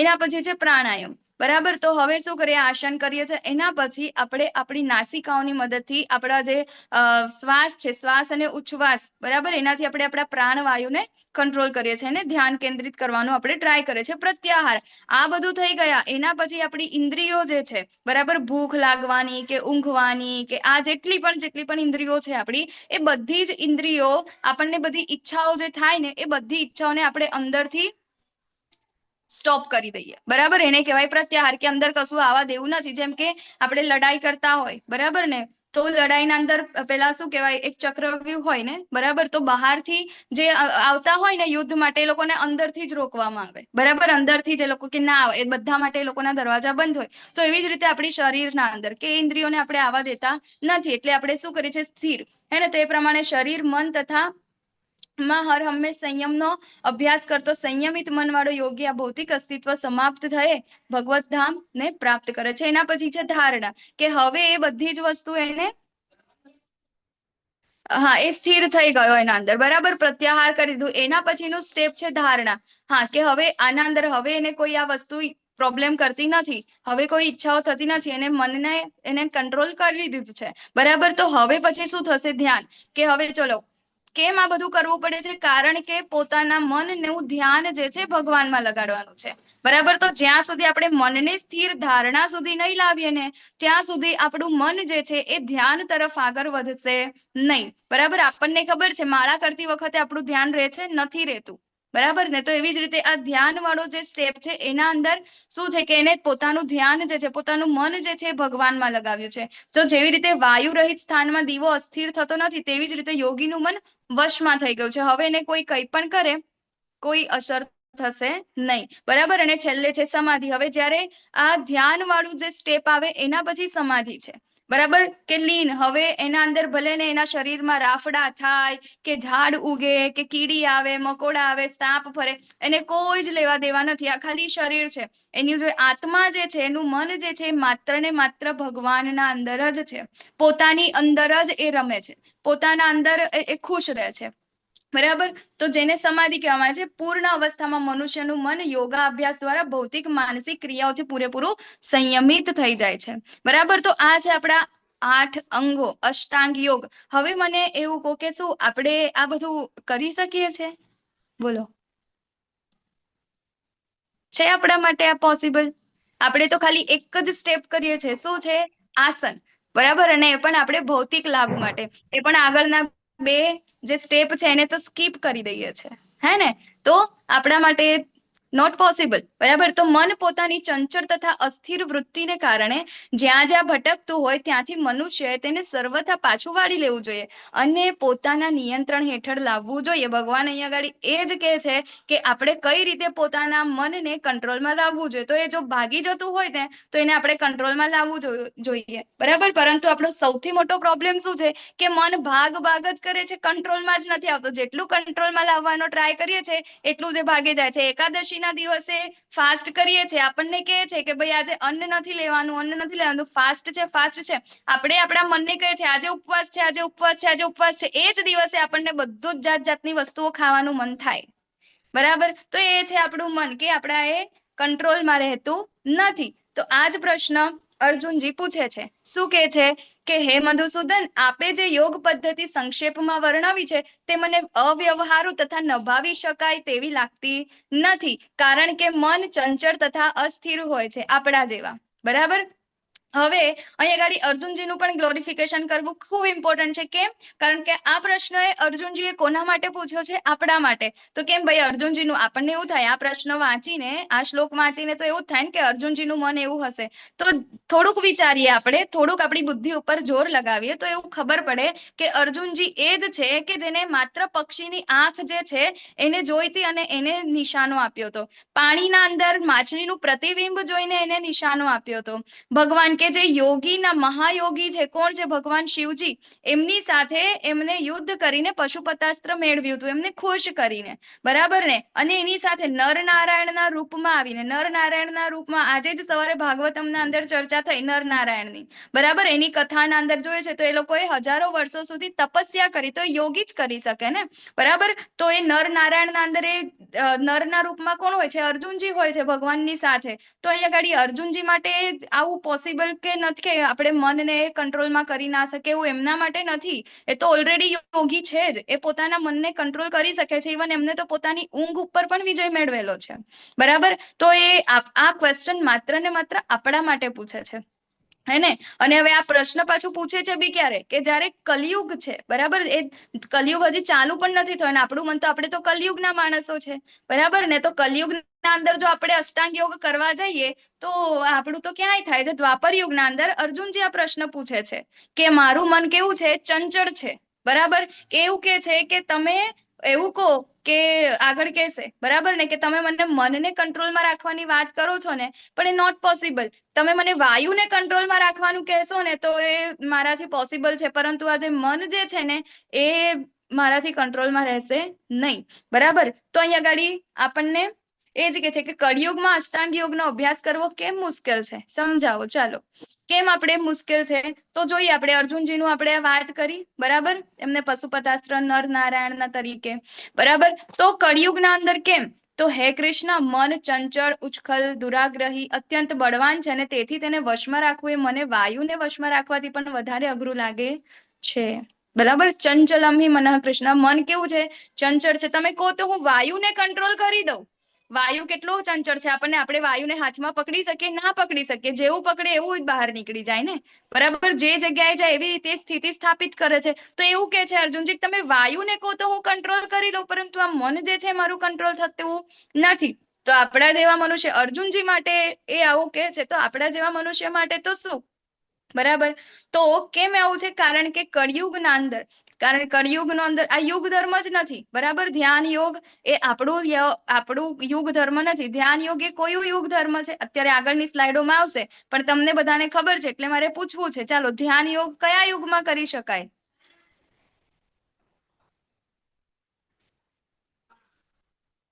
બોલો. સતયુગમાં, બરાબર. કેમ? કારણ કે સતયુગમાં, હરી બોલ, થેન્ક યુ. તો ત્યાં આગાડી કેમ સતયુગના અંદર? કારણ કે ત્યાં આગાડી આયુષ્ય કેટલું હતું? લાખોની વર્ષમાં એ લોકોનું આયુષ્ય, એ લોકો ધ્યાન કરી શકતા હતા, બરાબર. અત્યારે આપણને કોઈ ધ્યાન કરવા કે ચાલો તમારે અષ્ટાંગ યોગ ફોલો કરવાનું છે, તો આપણું તો પહેલા નિયમ હે ને 5 દિવસ કે તમારે 1 મહિનો યમ કરવું પડશે, બીજો મહિનો નિયમ, એના પછી આ મહિના. આપણે તો 2 દિવસ, 1 મહિનો શું 2 કલાકમાં આપણે તો કંટાળી જઈએ ને. આસન આપણે કરીએ છીએ, 1 કલાકના યોગા સેશન હોય, 1 કલાકમાં તેવું થાય, હા યોગા પૂરા થયા, ક્યારે ઘરે જઈએ, હે ને. એ પણ ખાલી આ ત્રીજું સ્ટેપ છે આપણું, ત્રીજું. તો પણ આપણે 1 કલાક પણ આપણે એને મેન્ટેન નથી કરી શકતા. તો આ તો આપણા માટે કલયુગમાં તો આપણા માટે પોસિબલ જ નથી, બરાબર. તો ભગવાન કૃષ્ણ કહે છે કે હે મહાબાહુ કુંતી પુત્ર, નિસંદેહ ચંચળ મનને વશમાં કરવું એ અત્યંત અઘરું છે, પરંતુ યથાયોગ્ય અભ્યાસ તથા વૈરાગ્ય દ્વારા તેને વશમાં કરવું શક્ય છે. ભગવાન અહીંયા આગળ આન્સર આપે છે. શું? આપણા જ બધા પ્રશ્નોનો, કે આપણું મન જે છે એ કેવું છે? ભલે ચંચળ છે, પરંતુ એને પ્રેક્ટિસ કરવાથી આપણે એને સંયમિત કરી શકીએ છીએ, બરાબર. પ્રેક્ટિસ મેક્સ અ મેન પરફેક્ટ, અને આ એક સેન્ટેન્સ છે. ક્યાંથી આવ્યું છે? તો અહીંયા ભગવાન કૃષ્ણએ જ આપ્યું છે, આમાંથી જ આવ્યું છે કે પ્રેક્ટિસ કરવાથી આપણે એને પરફેક્ટ બનાવી શકીએ છીએ. તો કેવી રીતે પ્રેક્ટિસ કરવાની છે? યથાયોગ્ય અભ્યાસ. યથાયોગ્ય અભ્યાસ એટલે ગમે ત્યાંથી ભગવદ્ ગીતા ઉઠાઈને વાંચી લેવી, ગમે તેની પાસેથી સાંભળી લેવું, હે ને. વોટ્સઅપ યુનિવર્સિટીમાં ક્વોટ આવે છે એ વાંચી લેવા, હે ને. યુટ્યુબ યુનિવર્સિટી છે આપણને શીખવાડવા વાળી, એ બધી જગ્યાએથી જો આપણે ભગવદ્ ગીતાને વાંચીશું અને સમજીશું તો પછી થઈ રહ્યું આપણું. એ યથાયોગ્ય નથી. યથાયોગ્ય છે પરંપરામાં આવતું જે જ્ઞાન છે, એને આપણે જ્યારે ઉતારીશું જીવનમાં અને એનો અભ્યાસ જ્યારે આપણે કરીશું તો જ આપણે આપણા મનને કંટ્રોલ કરી શકીશું. ઇમ્પોસિબલ નથી, બરાબર, એવું નથી કે હા શું કહેવાય નથી થતું, બરાબર. ડિફિકલ્ટ છે પરંતુ ઇમ્પોસિબલ નથી, ઇમ્પોસિબલ કઈ જ નથી. ભગવાન કહે છે ડિફિકલ્ટ તો છે જ, બરાબર. નિસંદેહ ચંચળ મનને વશમાં કરવું અત્યંત અઘરું છે, ડિફિકલ્ટ છે, પરંતુ ઇમ્પોસિબલ તો નથી. એ પોસિબલ છે. ક્યારે પોસિબલ થશે? જ્યારે આપણે એની પ્રેક્ટિસ કરીશું. તો પ્રેક્ટિસ શું કરવાની છે આપણે? તો આપણા આચાર્યોએ આપણને જે કાંઈ પણ કીધું છે, જે દિનચર્યા આપણને જે આપી છે, સવારથી ઉઠીને એ દિનચર્યાને આપણે જ્યારે ફોલો કરીશું ત્યારે આપણું મન જે છે ભગવાનમાં જોડાશે. તો કેવી રીતે? તો આગળ આપણે જોઈએ, બરાબર. તો જે મનુષ્યનું મન અસંયમિત છે તેને આત્મ સાક્ષાત્કાર દુર્લભ હોય છે, પરંતુ જેનું મન સંયમિત છે તથા જે યોગ્ય ઉપાય દ્વારા પ્રયત્ન કરે છે તેને નિશ્ચિતપણે સફળતા પ્રાપ્ત થાય છે, એ મારો અભિપ્રાય છે, બરાબર. તો આપણે સક્સેસ થવું હોય તો પહેલું પગથિયું જે છે કે આપણે આપણા મનને કંટ્રોલમાં કરવું પડે, બરાબર. ને અત્યારે આપણે સક્સેસની જ મહામારી ચાલી રહી છે ને, કે આપણે શેમાં રૂપિયા કમાવામાં સક્સેસ જોઈએ, આપણને સ્કૂલ કોલેજના અંદર સક્સેસ જોઈએ, સમાજના અંદર સૌથી વધારે નામ કરવામાં સક્સેસ જોઈએ, સૌથી વધારે ફેમસ થવામાં સક્સેસ જોઈએ. તો બધાને સક્સેસ થવું છે, ફેલ કોઈને નથી થવું, બરાબર. તો સક્સેસ થવા માટે પહેલું પગથિયું શું છે? આપણે આપણા મનને કંટ્રોલ કરવું પડશે. તો એ મનને કંટ્રોલ જે કરે છે ને, બરાબર, તો એ આત્મ સાક્ષાત્કાર કેવો હોય છે? તો મનુષ્યનું અસંયમિત જે મન હોય ને, આપણું મન જો અસંયમિત હોય તો આત્મ સાક્ષાત્કાર ક્યારેય નથી થવાનું, ક્યારેય નથી થવાનું, બરાબર. એ જોઈ લેવું જોઈએ આપણે, બરાબર. પરંતુ આપણે સફળતા પ્રાપ્ત કરવી હોય તો આપણે આપણા મનને સંયમિત કરવું જોઈએ. અને કેવી રીતે? યથા યોગ્ય અભ્યાસ દ્વારા, જે આપણા આચાર્યોએ આપણને આપ્યું છે. આચાર્યોએ કેમ આપ્યું છે? કારણ કે એમને એ પ્રેક્ટિસ કરી છે, એમને એ વસ્તુનો અનુભવ કર્યો છે, એટલા માટે આપણને કહે છે કે તમે પણ આ રસ્તે ચાલો તો તમને પણ આત્મ સાક્ષાત્કાર અવશ્ય થશે, બરાબર. તો કેવી રીતે પ્રેક્ટિસ શું કરવાની છે? તો રોજ આપણે અહીંયા ગાડી પ્રેક્ટિકલ વસ્તુ જોઈએ છે ને, આપણે ત્રીજા દિવસથી પ્રેક્ટિકલ ચાલુ કર્યું. શું પ્રેક્ટિકલ ચાલુ કર્યું? બોલો. રોજ શું કરીએ છીએ આપણે?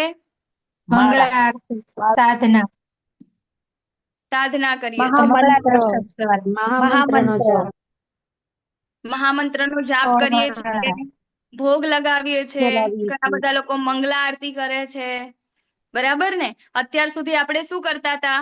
જે જમવાનું બનાવતા હતા ને કોના માટે? કે મારા ઘરવાળાને, મારા પતિદેવને આ ભાવે છે ને તો ચાલો આ બનાવીએ, મારા બાળકોને આ ભાવે છે આ બનાવીએ, મને આ ભાવે છે આ બનાવીએ, મારા કુટુંબના લોકો છે ને આ ભાવે છે આ બનાવીએ. પરંતુ હવે માતાજીઓ શું કરે છે? ના, મારા કૃષ્ણને શું ભાવે છે એ બનાવીએ, બરાબર ને. હા, મેં આજે ગાજરનો હલવો બનાવ્યો ને મારા કૃષ્ણને ભાવશે. હા, તો પહેલું સ્મરણ કોનું આવે છે? ભગવાનનું આવે છે. તો એ શું થયું? આજ તો આપણું કર્મયોગ છે, આપણું કર્મ છે જમવાનું બનાવવાનું, તો એને આપણે ભગવાન સાથે જોડી દીધું. કોના માટે? ભગવાન માટે. તો આ થઈ ગયું કર્મયોગ, બરાબર. કેટલું સિમ્પલ છે, ઈઝી છે ને, બરાબર. પછી રોજ આપણું મન દૂર જાય છે, આપણાથી ભાગ કરે છે, તો ભગવાન કહે છે હરે કૃષ્ણ મહામંત્ર કરો. એનાથી તમારું મન કંટ્રોલમાં આવશે, એનાથી તમે ભગવાનને વધારે પ્રમાણમાં યાદ કરી શકશો, નાની નાની વસ્તુમાં યાદ કરી શકશો. દુઃખ આવે છે તો એવું લાગે છે કે ના ના, અમારા ભગવાને મારા માટે કંઈક સારી યોજના કરી છે. સુખ આવે છે તો એવું થાય છે ના ના ના, મારા ભગવાને ની જ યોજના છે, કે એમની જ આટલી કૃપા છે કે મને અત્યારે આટલું સુખ એ પ્રદાન કરી રહ્યા છે, બરાબર ને. તો એ રીતે જ્યારે આપણે ભગવાનને સેન્ટરમાં રાખીશું, એ જ રીતે આપણે જ્યારે પ્રેક્ટિસ, આ ક્યારે થશે? પ્રેક્ટિસ કરવાથી, બરાબર. સવારે વહેલું ઉઠવાથી, મંગલા કરવાથી, માળા કરવાથી, ભોગ લગાવવાથી, આ બધું આપણે જ્યારે જેટલું પણ છે, દાન કરવાથી, મંદિર જવાથી, ભગવાનની સેવા કરવાથી, આ જેટલું કાંઈ પણ છે એ બધું જ શું છે? પ્રેક્ટિસ છે, બરાબર. આપણે શું કરીએ છીએ? ભક્તિમાં આગળ વધવા માટેની પ્રેક્ટિસ કરી રહ્યા છે, બરાબર ને. તો અહીંયા આગળ છે કે અસફળ યોગીની મંજિલ શું છે? હવે આપણને એવું થાય કે ચલો આપણે તો ભક્તિ કરી લીધી, અત્યાર સુધી તો આપણે કરતા ન હતા, બરાબર. પરંતુ અત્યારે ઘણા ટાઈમથી આપણે ભક્તિ કરીએ છીએ અને પછી ફરીથી એવું થાય કે ચાલો મારા જૂના મિત્રો આવી ગયા અને ત્યાં આગળ આપણે એમની સાથે ગયા. હવે કેટલા ટાઈમથી 2-4 મહિનાથી તો 2-4 વર્ષથી આપણે પબમાં જવાનું છોડી દીધું, પાર્ટી કરવાનું છોડી દીધું, હે ને, ગોવા અને મહાબલેશ્વર જવાનું છોડી દીધું. પરંતુ એ જ ફ્રેન્ડ આપણા પાછા આવી ગયા અને એવું કહે છે કે ભાઈ તું તો બહુ કર્યું, હવે ચાલ તો ખરો ભાઈ અમારી સાથે, હે ને. આટલા ટાઈમ તો આપણે સાથે સાથે રહ્યા અને હવે તારે આવું કરવું છે? ચાલ એક દિવસ તો ચાલ અમારું માન તો રાખ. એમ કરીને આપણે શું કરીએ છીએ? એમની સાથે 1 દિવસ જે છે, 2 દિવસ જે છે, 3 દિવસ, એમ કરતા કરતા કરતા આપણી ભક્તિમાં ડાઉનફોલ ચાલુ થાય, બરાબર ને. તો એ ડાઉનફોલ ચાલુ થાય પછી આપણને અચાનક યાદ આવે, અરે હવે મેં તો આટલું બધું કરી નાખ્યું, હવે શું થશે? બરાબર. અને ચાલો એ ડાઉનફોલ થયું, એના અંદર એનું મૃત્યુ થઈ ગયું, તો બીજી વાર તો એને વિચારવાનો સમય બી ના આવ્યો ને. મૃત્યુના સમયે ખાલી વિચાર આવ્યો કે મેં તો મારું જીવન કેટલું સારું ચાલતું હતું ને હવે જો ને આ થઈ ગયું, બરાબર ને. તો એ લોકોનું શું થાય છે કે જે લોકોએ યોગની પ્રેક્ટિસ કરી છે, બરાબર, ભક્તિની પ્રેક્ટિસ કરી છે અને વચ્ચેથી અધૂરી છૂટી ગઈ છે, તો એ લોકોનું શું થાય છે? તો અહીંયા ગાડી એ કહે છે, તો અર્જુન પૂછે છે કે હે કૃષ્ણ, તે અસફળ યોગીની શી ગતિ થાય છે કે જે શરૂઆતમાં આત્મા સાક્ષાત્કારની પ્રક્રિયાને શ્રદ્ધાપૂર્વક ગ્રહણ કરે છે. પહેલા તો રોજ મંગલા કરે છે, રોજ માળા કરે છે, રોજ ભોગ ધરાવે છે, બહાર નથી ખાતા, હે ને, આ બધું કરે છે, પરંતુ પછીથી ભૌતિકતાને કારણે તેમાંથી વિચલિત થઈ જાય છે અને તેના પરિણામ સ્વરૂપ યોગ સિદ્ધિને પામી શકતો નથી. યોગની સિદ્ધિ શું છે? ભગવત પ્રાપ્તિ, ભગવાનને પ્રાપ્ત કરવા, એ જ છે યોગની સિદ્ધિ, અલ્ટિમેટ એમ, અલ્ટિમેટ ગોલ, બરાબર. પરંતુ એ ગોલ સુધી પહોંચી શકતા નથી. તો એનું શું થાય છે? બરાબર. તો આવા જે લોકો છે ને એ શું કરે છે? તો અસફળ યોગી પુણ્યાત્મા લોકોને અનેક વર્ષો સુધી સુખ ભોગવ્યા પછી સદાચારી લોકો અથવા તો ગર્ભ શ્રીમંત લોકોના કુળમાં જન્મ પ્રાપ્ત કરે છે, બરાબર ને. તો આપણે જો ભક્તિ અધૂરી છૂટી જાય આપણી, તો ભગવાન આપણને એવી વ્યવસ્થા કરી આપશે, કાં તો આપણે શું કરીએ છીએ, ઉપરના લોકોમાં, સ્વર્ગ લોકમાં જઈએ ને બધા સુખ આપણે ભોગવીશું, બરાબર. પછી શું થશે કે એના પછી સુખ ભોગવ્યા પછી આપણે એવા લોકોના ઘરે જન્મ થશે કે જ્યાં આપણને બાળપણથી જ ભક્તિ પ્રદાન થશે, બરાબર. બાળપણથી જ આપણને ભગવાનનું નામ મળે છે, ત્યાંથી જ આપણી પ્રેક્ટિસ ત્યાંથી જ ચાલુ થઈ જાય છે, બરાબર. અને પછી જો દીર્ઘ યોગાભ્યાસ પછી અસફળ રહે તો તે એવા અધ્યાત્મવાદી કુળમાં જન્મ પામે છે કે તેઓ અતિશય જ્ઞાનવાન હોય, બરાબર. કાં તો ધનવાન ના ત્યાં અને જ્ઞાનવાન ના ત્યાં, બરાબર. પહેલા તો સ્વર્ગના અંદર સુખ ભોગવે, બરાબર. પછી સુખ ભોગવીને શ્રીમંતના ઘરે જન્મ થાય. શ્રીમંતના ઘરે કેમ? કારણ કે અહીંયા ગાડી એને બધું જ મળી ગયું છે. લાઈફને જીવવા માટે એને કોઈ જ મહેનત કરવાની જરૂર રહેતી નથી, બધું બહુ ઇઝીલી મળી જાય છે, માટે એની પાસે ટાઈમ પણ હોય છે, તો એ ભક્તિ કરી શકે. એટલા માટે ભગવાન એને શ્રીમંતના ઘરે જન્મ આપે છે. અને એના પછી શું એવું પણ થાય તો શું કે જ્ઞાનના ઘરે, બરાબર, જ્ઞાની લોકો કે જે ખરેખર ભક્ત છે અને ભક્તના ઘરે એને જન્મ આપે છે, તો પહેલેથી જ એને શું મળે છે? ભગવાનનું નામ મળે છે, ભગવાનની ભક્તિ મળે છે.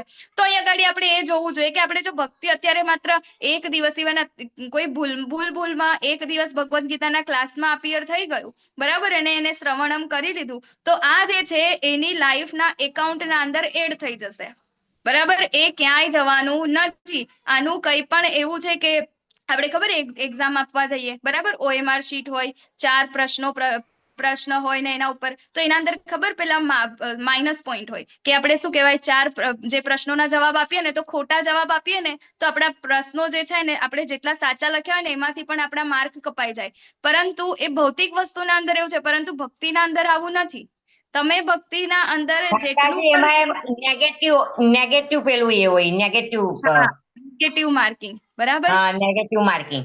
હા, તો એ નેગેટિવ માર્કિંગ, પરંતુ અહીં આગળ એવા કોઈ જ નેગેટિવ માર્કિંગ નથી કે તમે અત્યારે ભક્તિ કરીને પછી ભક્તિ નહીં કરો એટલે તમારે ભક્તિના માર્ક કપાઈ જશે, એવું નથી. અહીં આગળ તમે ભક્તિ કરશો એટલે એડ જ થશે, પાછું છોડી દીધી, પાછી કરશો પાછું ત્યાંથી જ એડ થશે, બરાબર. પરંતુ જો આપણે ભૌતિક જીવનના અંદર, હે ને, કોઈ ડોક્ટર છે કે કોઈ એન્જિનિયર છે, એને બહુ જ નામ એને કમાવી દીધું, આખા વર્લ્ડના અંદર ફેમસ છે, બહુ જ રૂપિયા છે એની પાસે, બહુ જ સારો એવો ડોક્ટર છે, એને મરી ગયો અને એના પછી એનો બીજો જન્મ થયો, તો એવું કહેશે કે લો બેન, તમારા ઘરે ડોક્ટરનો જન્મ થયો છે, એવું કોઈ નહીં કે, બરાબર. એને ફરીથી એ પોઝિશન પ્રાપ્ત કરવી હોય તો ફરીથી એને એડમિશન લેવું પડે ડોક્ટરની કોલેજમાં, પહેલેથી ABCD ભણવી પડે, બધું જ પહેલેથી કરવું પડે.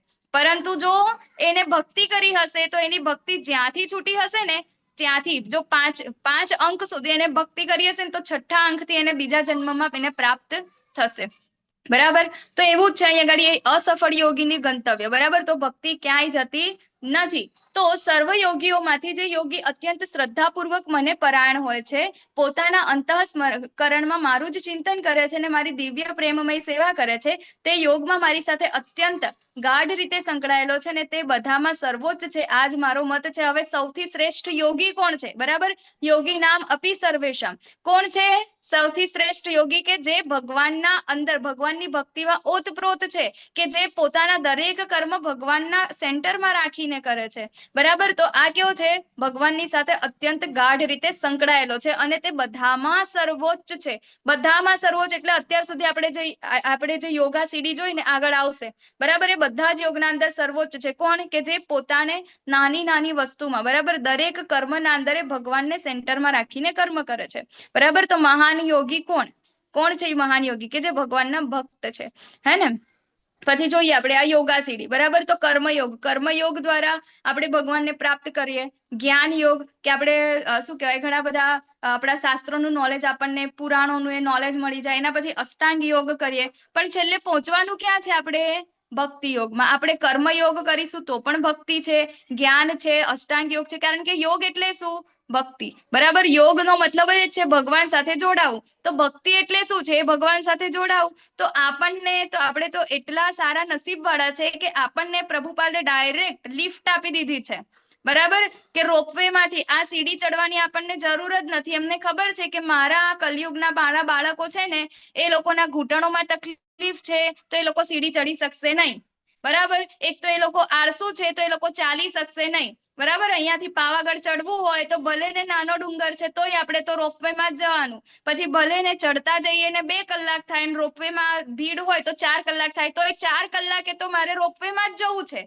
મારાથી સીડી ચડાતી નથી. તો પ્રભુપાદને આ વસ્તુ ખબર હતી, એટલા માટે એમને શું આપ્યું? ડાયરેક્ટ આપણને રોપવે આપી દીધી. બરાબર. ભક્તિ યોગ આપી દીધો. તમે ભક્તિ કરો. કેવી રીતે ભક્તિ કરવાની છે એ આપણને પ્રેક્ટિસ પણ આપણને કરાવી દીધી. કેવી રીતે કરવાનું છે તબક્કા આપણને આપી દીધા. તમારે આવું કરવાનું છે, માળા કરવાની છે, ભોગ લગાવવાનો છે, મંગલા કરવાની છે, એ બધું જ તમે કરો. યાત્રા કરો, દાન કરો, એ બધું કરશો એટલે તમે ભક્તિ યોગ, બરાબર, તો એ તમે ભગવાનને પ્રાપ્ત કરશો. આપણે જોઈએ છે ને, નરસિંહ મહેતા છે, મીરાબાઈ છે, એ લોકો ક્યાં અષ્ટાંગ યોગ કરવા ગયા હતા? એ લોકો ક્યાં કોઈ સ્કૂલ કોલેજના અંદર આવી રીતે જ્ઞાન લેવા ગયા હતા? પુરાણ બધું ભણવા ગયા હતા, હે ને. એ લોકોએ કઈ જ નતું કર્યું. એમને શું કર્યું હતું? માત્ર ને માત્ર ભગવાનના નામનો સહારો લઈને ભગવાનને પ્રાપ્ત કર્યા હતા, ભક્તિ કરી હતી. બરાબર. અહીંયા આગળ આપણે આ જોઈએ, યોગ, આધ્યાત્મિક અભ્યાસ ને બધું. જુદા જુદા યુગો માટે વિવિધ યોગની પ્રથાઓ, બરાબર ને. તો કયા કયા આપણને ખબર છે? સતયુગના અંદર ધ્યાન યોગ, બરાબર. પછી ત્રેતાના અંદર યજ્ઞ કરવું, દ્વાપરના અંદર વિગ્રહ પૂજા, જે આપણે આગળ ડિટેલમાં લઈ ચુક્યા છે, બરાબર. પરંતુ કલયુગના અંદર માત્ર ને માત્ર એક જ યુગ ધર્મ છે, એક જ યજ્ઞ છે. કયું છે? હરિનામ. હરિનામ, બરાબર. પ્રભુના પવિત્ર નામનો જાપ, બરાબર. એના સિવાય આપણો કોઈ જ ઉદ્ધાર નથી. અને આ બધું હું નથી કેતી, બરાબર. શાસ્ત્રના અંદર સંદર્ભ છે, હે ને. શાસ્ત્રો કે છે આપણને. આ કોઈ પ્રભુપાદ પણ એમને જાતે શોધી કાઢેલું નથી, પણ આ બધું શાસ્ત્રના અંદર છે. બ્રહ્માજીએ કીધું છે. બ્રહ્માજી એટલે ભગવાન વિષ્ણુ, બરાબર. બ્રહ્માંડના અંદર પ્રથમ પુત્ર ભગવાનના, હે ને. એ કે છે કે ભગવાન જ સર્વોપરી છે અને ભગવાનને કઈ રીતે પ્રાપ્ત કરી શકાય? તો નામ દ્વારા, બરાબર. કલયુગના અંદર તો શાસ્ત્રીય સંદર્ભ છે. જો આપણને એવું થાય કે ભાઈ આ હરે કૃષ્ણ મહામંત્ર ઇસ્કોન વાળા કઈથી લઈ આયા, બરાબર ને, તો અહીંયા આગળ આ શાસ્ત્રો છે. કયા કયા? તો કલિસંત્રણ ઉપનિષદમાં પણ છે. શું કે છે કલિસંત્રણ ઉપનિષદમાં? કે બધા જ વૈદિક સાહિત્યમાં શોધ્યા પછી પણ કોઈ વ્યક્તિ આ યુગ માટે હરે કૃષ્ણ જાપ કરતા કોઈ પણ વધુ ઉત્ક્રાંતિ પ્રક્રિયા શોધી શકતો નથી, બરાબર. કોઈને શાસ્ત્રનો સંદર્ભ જોઈતો હોય તો કલિસંત્રણ ઉપનિષદ એમને વાંચી લેવું જોઈએ કે ભાઈ આ તો હરે કૃષ્ણ એટલે આ તો હરે કૃષ્ણ વાળા, ઇસ્કોન વાળા, બરાબર ને. એ લોકો એવું જ માને કે હરે કૃષ્ણ વાળા એટલે બીજા કોઈ ભગવાનને માને ના.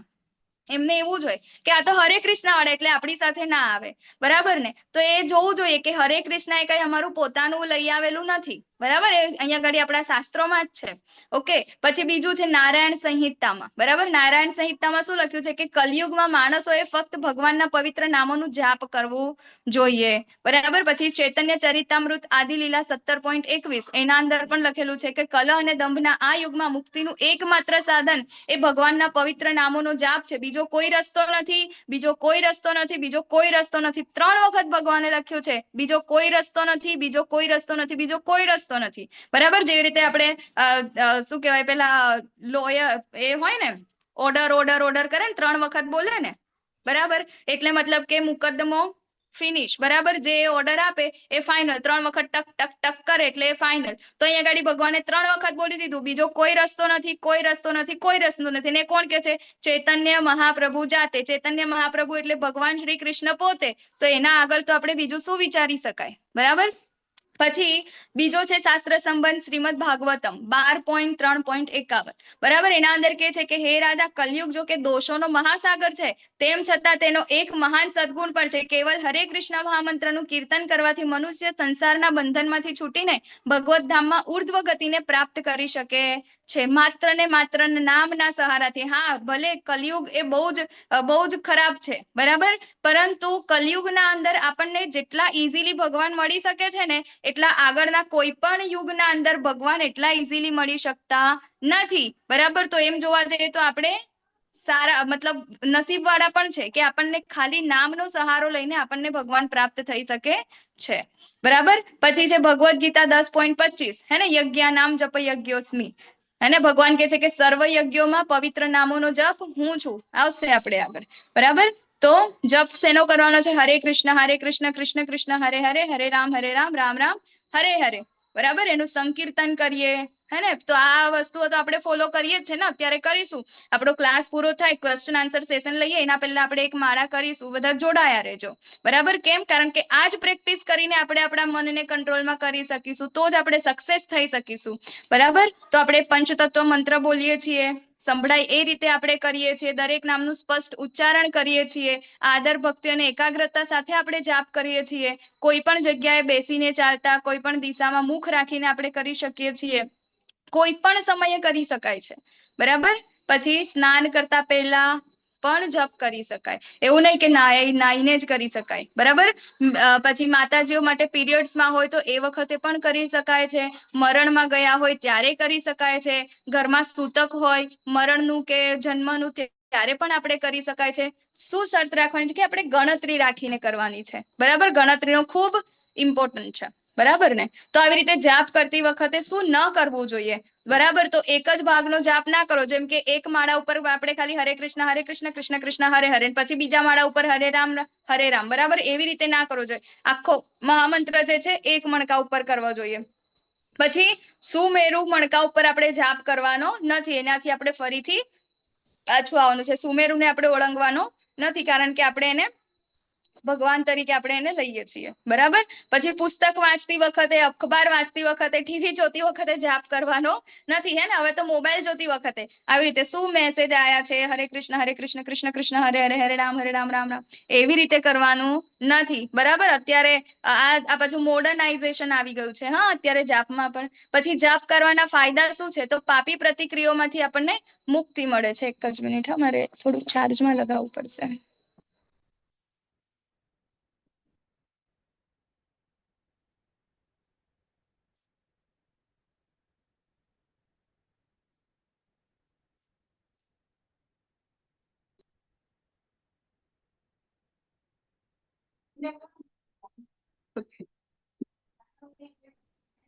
હરે કૃષ્ણ. તો પાપી પ્રતિક્રિયાઓમાંથી આપણને મુક્તિ મળે છે, આપણે નામ જાપ કરીએ છીએ ત્યારે, બરાબર. તો અનિચ્છનીય ખરાબ આદતોથી રાહત મળે છે. મને ઘણા ટાઈમથી મારા નશા છૂટતા નથી, બરાબર, મારી ખોટી આદતો છૂટતી નથી. તો આ બધી વસ્તુ માત્ર ને માત્ર નામ જાપની પ્રેક્ટિસ કરવાથી થઈ શકે છે. ચિંતા અને તાણથી મુક્તિ. બહુ ટેન્શન છે ઘરમાં, શું કરવું શું ના કરવું, ઘણા બધા અલગ અલગ લોકોના અલગ અલગ કારણોથી ઘણા બધા ટેન્શન છે, બરાબર. પરંતુ એ ટેન્શનોનું કોઈ નિરાકરણ આવતું નથી. કઈ જ ના કરો, માળા પકડો, રોજ માળા કરો, બરાબર. તમે જે કાંઈ પણ માળા કરતા હોય, પણ એક હરે કૃષ્ણ મહામંત્રની માળા કરો, 100% તમને રિઝલ્ટ મળશે ને મળશે, બરાબર. આપણું મન કંટ્રોલમાં નથી રહેતું, ઘણા બધા વિચાર આવે છે. એક જ સોલ્યુશન છે, માળા કરો, બરાબર. મનની શાંતિ ક્યારે? ભગવાને કીધું જ્યારે આપણે એને સંયમિત રાખીશું તો આપણને શાંતિ મળશે. તો સંયમિત કરવા માટે આપણે માળા કરવી પડશે. વાસ્તવિક સુખ છે આના અંદર, બરાબર. ભૌતિક સુખ કેવા છે આપણને એ ક્યારેય પૂરા થવાના નથી, પરંતુ વાસ્તવિક સુખ જે છે આપણને એની પ્રાપ્તિ થાય છે, બરાબર. હરે કૃષ્ણ જાપ વિશે લોકો શું કહે છે? તો ઘણા બધા, આ તો જસ્ટ થોડા ઘણા એક્ઝામ્પલ છે, બરાબર. તો ઘણા બધા લોકો એવું કે છે કે આ જે હરે કૃષ્ણ મહામંત્રનો જાપ કર્યો છે ને, એના પછી એ લોકોની લાઈફ બદલાઈ ગઈ છે. આ તો ખાલી આપણે એ લોકો શું કે છે એ જાણીએ છીએ, પણ હમણાં જોઈએ છે ને આપણે વૃંદાવનના અંદર, માયાપુરના અંદર કેટલા બધા ફોરેનર ડિવોટી, કેટલા બધા આપણે જોઈ શકીએ ને કે એ લોકો મતલબ માંસ ને એના વગર તો એ લોકોનો દિવસ ચાલુ ના થાય, શરૂઆત જ ના થાય. એમને ખબર જ ના હોય કે વેજમાંથી કેટલી આઈટમો બને. એ લોકો આશ્ચર્યચકિત થઈ જાય, ઓ એમાંથી આટલું પણ બને, બરાબર, કારણ કે એમને ક્યારેય જોયું ના હોય જન્મથી, અને એ લોકો અત્યારે ડુંગળી લસણ પણ નથી ખાતા, ડ્રગ્સ નથી કરતા.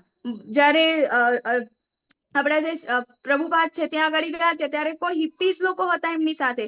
હિપ્પી લોકો એટલે આખો દિવસ નશામાં ધૂત, બરાબર, વ્યાભિચાર એટલો ને કેટલું એમ. તેમ છતાં અત્યારે એ લોકો પ્રભુપાદના એટલા સિન્સિયર ડિવોટી છે, બરાબર, કે શેના કારણે થયા? માત્ર ને માત્ર હરે કૃષ્ણ જાપ, બરાબર ને. તો જ્યોર્જ હેરિસન કે ત્યાંનો એક પ્રખ્યાત સિંગર છે, એ કે છે કે ખરેખર ભગવાનની અનુભૂતિ કરવાની આ પ્રક્રિયા છે. ભગવાનની અનુભૂતિ કરવી હોય તો હરે કૃષ્ણ મહામંત્રનો જાપ કરવો જોઈએ, બરાબર. પછી આ છે જે સૌથી નાનો ડાયરેક્ટર છે, જીન ક્લોડે, હે ને, તો ફ્રાન્સના અંદર, કે જ્યારે હરે કૃષ્ણ જાપ કરવાનું શરૂ કર્યું ત્યારે મારા માટે બધું જ થવા લાગ્યું.